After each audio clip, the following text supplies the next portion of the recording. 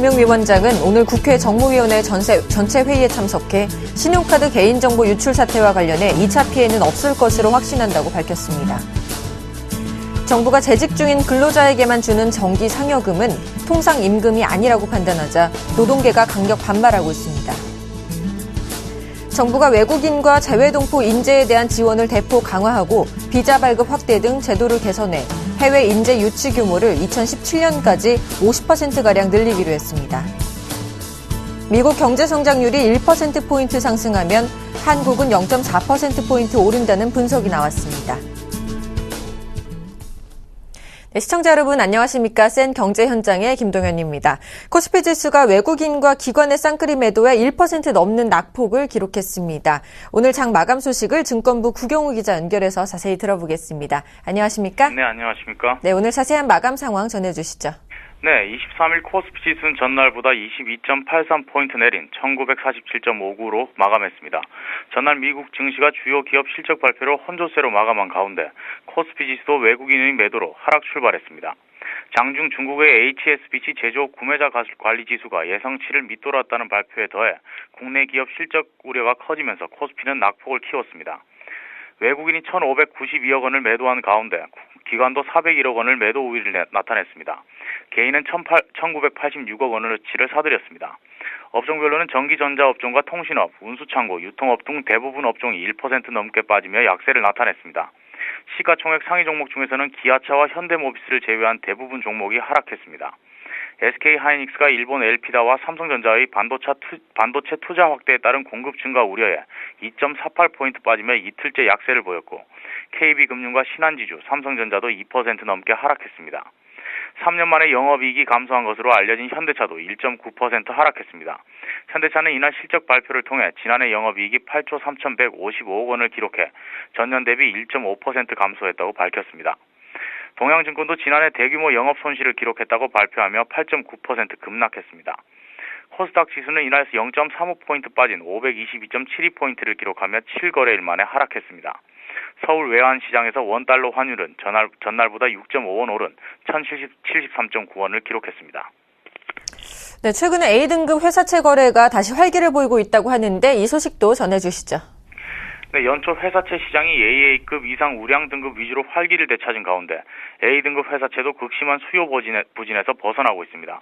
건설, 해운 등 기피업종 회사채를 제외하면 투자자들의 관심이 증가하는 추세입니다. 일부 회사채는 청약 경쟁률이 5대1을 넘을 정도로 인기를 끌고 있습니다. 관련 업계에 따르면 이달 들어 수요 예측을 실시한 A등급 4개 기업 가운데 2개 기업이 흥행에서 성공을 거뒀습니다. 회사채 등급이 A+인 대상은 최근 기관 투자자들을 대상으로 실시한 수요 예측에서 높은 청약 경쟁률을 나타냈습니다.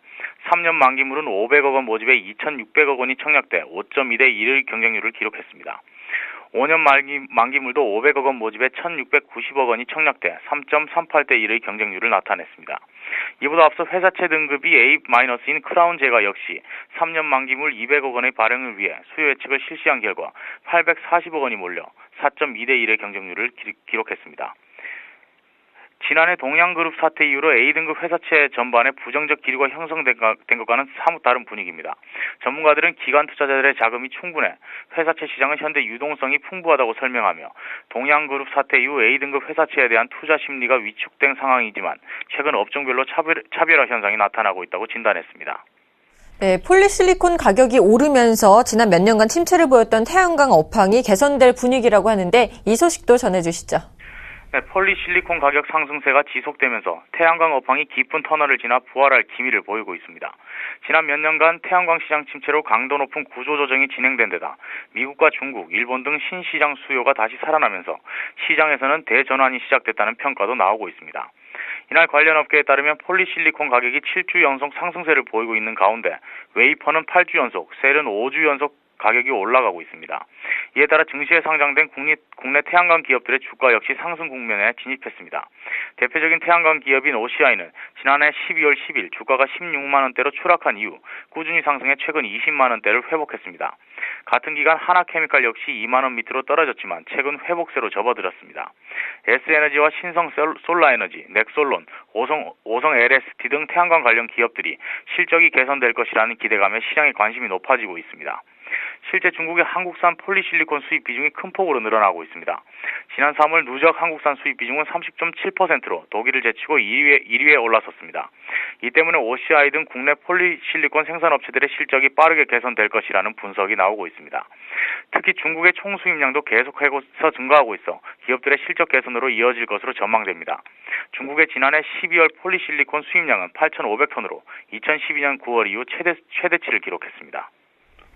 네, 잘 들었습니다. 지금까지 증권부의 구경휘 기자와 함께했습니다. 도움 말씀 고맙습니다. 감사합니다.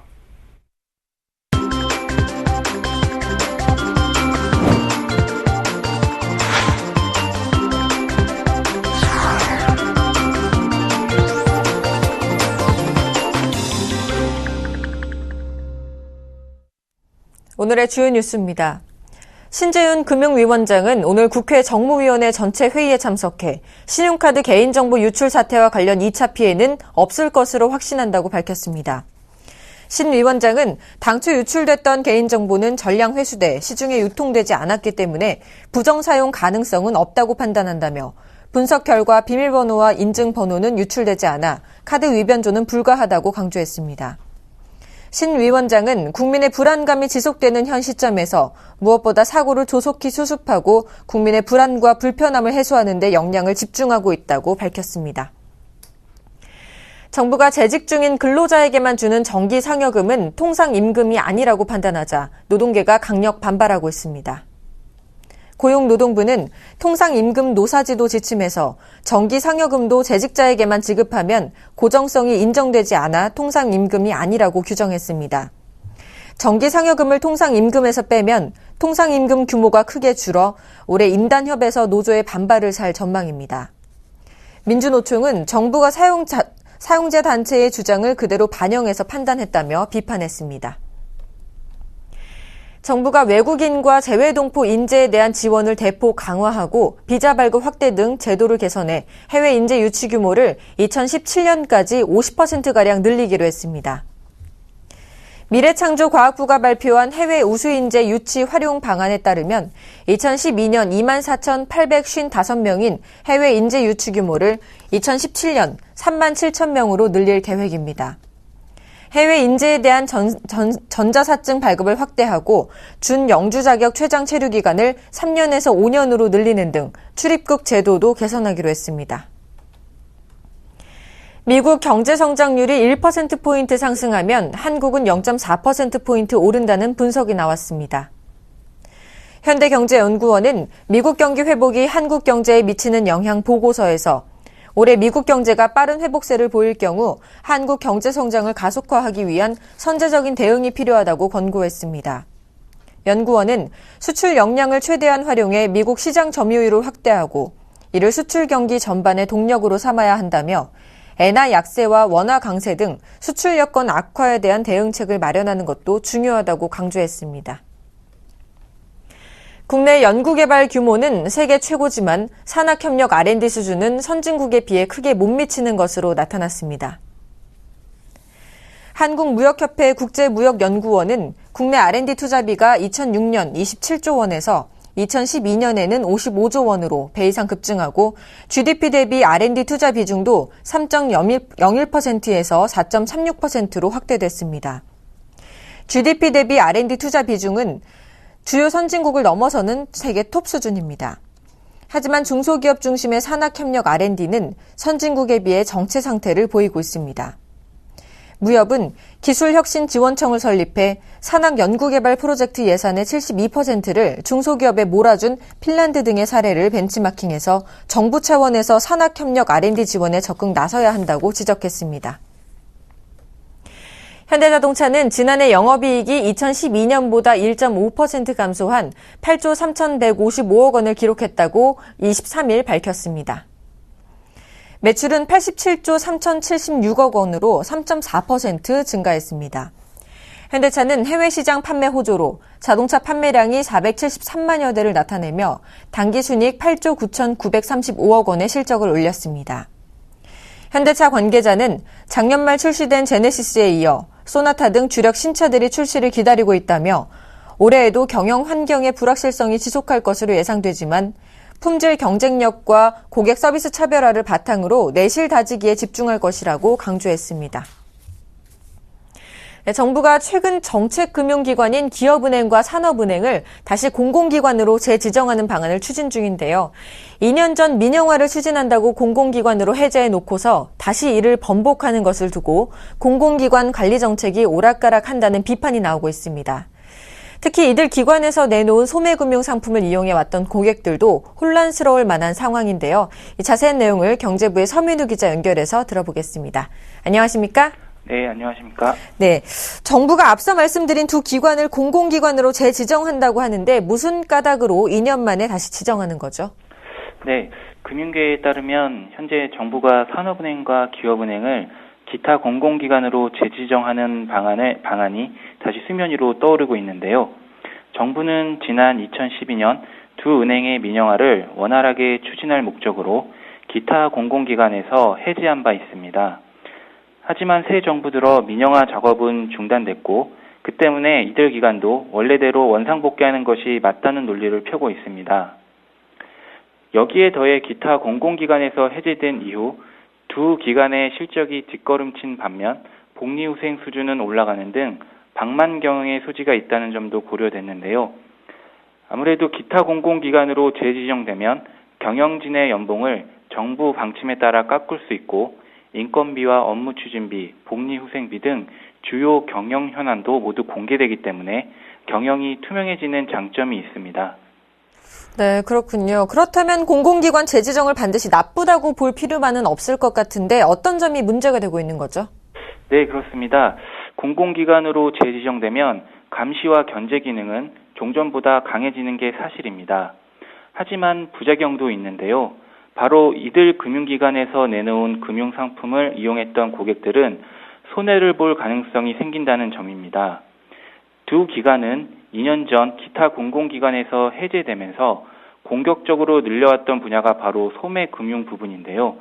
전임 행장 시절 가계대출은 낮은 금리로 예적금은 높은 금리를 적용한 상품을 내놓으면서 개인 고객들이 크게 증가했습니다. 하지만 기타 공공기관으로 재지정되면 개인 소매금융보다 정책 금융 기능을 강화하려는 금융정책당국의 보조를 맞출 수밖에 없는데요.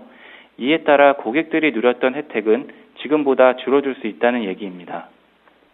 네, 문제는 이렇게 오락가락하는 공공기관 재지정으로 애꿎은 고객들에게 피해가 돌아갈 수 있다는 취지인 것 같은데 구체적으로 어떤 피해들이 있죠? 네, 대표적인 게 앞서 전해드린 소매금융 부분의 위축인데요. 두 기관은 금융당국이 지난 8월 발표한 정책금융 역할 재정립 방안에 따라 가계대출 및 예적금과 같은 소매금융을 앞으로 늘릴 수 없도록 돼 있습니다. 기타 공공기관으로 재지정되면 이런 금융당국의 방침은 더욱 강제력을 갖게 됩니다. 산업은행의 경우 지난 2011년 강만수 전 회장이 부임하면서 그해 고금리 예적금 상품인 다이렉트 뱅킹 상품을 내놓으면서 소매금융 부분의 일대 변혁을 불러왔었는데요. 지점 방문 없이도 인터넷으로 가입하는 이 상품에 2013년 6월 말 기준 10조 원에 가까운 시중 자금이 몰릴 정도였습니다. 하지만 산업은행은 정부 방침에 따라 오는 7월부터 이 상품에 대해 신규 가입을 받을 수 없는데요. 계열사인 대우증권 지점에 들어가 있던 복합 점포도 폐지될 가능성이 높습니다. 이미 한때 10조 원 가까운 돈이 몰렸던 다이렉트 예수금은 지난해 말 현재 8조 5천억 원 수준으로 줄어든 상태입니다. 기업은행 역시 전임 조준희 행장 시절 개인 고객 영업을 크게 늘렸지만 지금은 공격적인 영업이 더 이상 불가능한 상태입니다. 금융당국으로부터 가계대출을 더 이상 늘리지 말라는 지도를 받았기 때문인데요. 기업은행의 개인 고객 수는 2010년 말 943만 명 수준에서 지난해 6월 말 1,200만 명까지 늘었지만 기타 공공기관으로 재지정되면 사실상 이 소매금융 부분이 위축될 수밖에 없습니다. 금융권에서는 기업은행의 가계대출 금리가 싸다는 소문을 듣고서 아름아름 기업은행을 찾은 고객들 입장에선 그만큼 혜택이 줄어들 수 있다는 얘기입니다. 이에 대해 금융계의 한 관계자는 정부가 민영화를 중단했고 방만 경영을 줄이기 위해 이들 기관을 공공기관으로 재지정해야 한다고 주장하지만 2년 만에 다시 이를 번복하는 것을 보면 과연 두 정책금융기관에 대한 장기 전략이 서 있는지 의심스럽다고 비판했습니다. 네, 잘 들었습니다. 지금까지 경제부 서민우 기자와 함께했습니다. 도움 말씀 고맙습니다. 네, 감사합니다.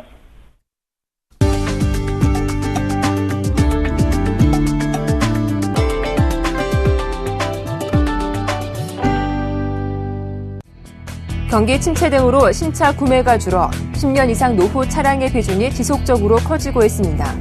한국자동차산업협회에 따르면 지난달 현재 국내 등록 차량 1,940만여 대 중 10년 이상 운행 차량은 658만여 대로 33.9%를 차지했습니다.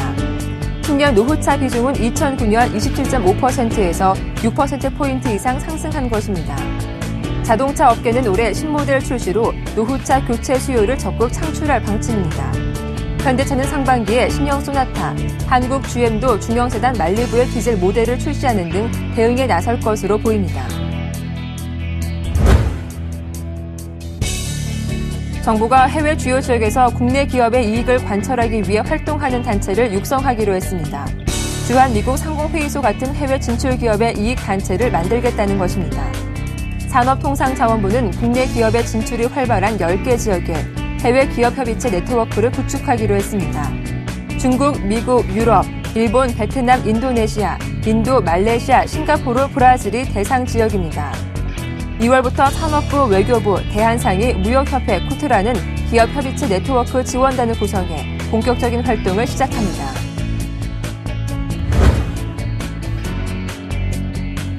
오는 4월부터 출시되는 스마트폰에서는 이동통신사 제조사, 구글 등이 미리 탑재한 애플리케이션을 이용자가 삭제할 수 있게 됩니다. 미래창조과학부는 스마트폰 앱 선탑재에 관한 가이드라인을 발표했습니다. 이번 조치로 스마트폰에 선탑재된 80여 개 앱 가운데 필수 앱을 제외한 절반가량인 40여 개를 삭제할 수 있게 됩니다. 앞으로 이 통사와 제조사는 선탑재 앱의 종류와 수량, 이용자가 실제 이용 가능한 스마트폰 내부 저장소 크기도 함께 공지해야 합니다. 삼성그룹은 설 명절을 맞아 설날 희망 나눔 봉사활동을 3주간 실시합니다. 삼성 임직원들은 대한적십자사 봉사자들과 함께 전국의 양로원, 지역 아동센터, 다문화 가정 등 1,100여 개 사회복지시설과 불이웃 3만여 세대를 방문해 10억 원 상당의 물품을 전달하고 자원봉사 활동을 진행합니다. 삼성그룹은 2008년부터 7년째 설 추석 때마다 희망 나눔 봉사활동을 펼쳐 총 104억 원을 지원한 바 있습니다.